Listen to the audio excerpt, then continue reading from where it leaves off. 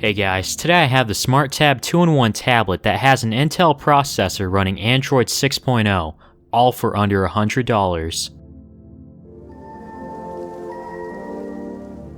The Smartab feels pretty thin and light to carry around. It's completely made of plastic with the power and volume keys on top and a front-facing camera in the middle that's awful, but probably sufficient enough to make a video call on Skype. On the side, there's a 3.5mm headphone jack, micro USB port, DC port to recharge the tablet, and a reset button with the micro SD card slot behind it, and a speaker. The other side also looks like there's a speaker, but don't be fooled, there's nothing there. The speaker doesn't get too loud and can be easily covered with a finger. On the bottom are 4 rubber tacks that help the tablet stay in place on a flat or curved surface. On the back shows the Smartab logo with the rear camera on top. It was useful to take a picture on some text or notes I missed from class. Watching videos is nice on here, being a 10.1-inch screen with an HD IPS display. It gets fairly bright, but not enough to use out in sunlight. The other nice thing is that it's a 2-in-1, so you can place it in tent mode to watch videos or in tablet mode. The latch is fairly strong, but gets a little tricky to put back on at times. The keyboard took some time getting used to, because it's smaller than a regular sized keyboard, but this would be good for people who have small hands. I found the shortcut buttons on top to be very useful most of the time.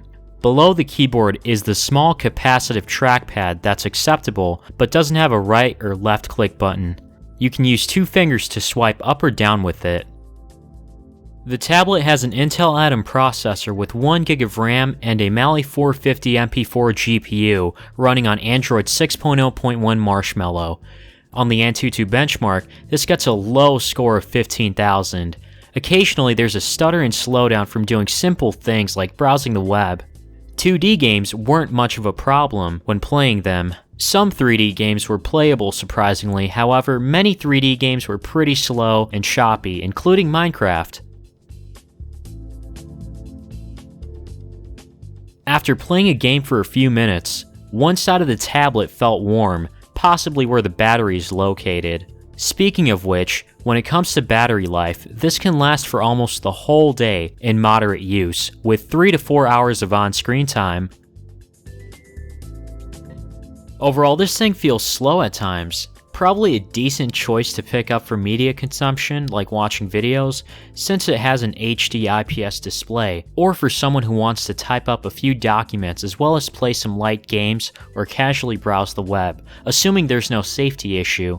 I'd also recommend checking out the 10 Viking Pro. It's a year old, running on Android Lollipop, but in no means has become obsolete just yet.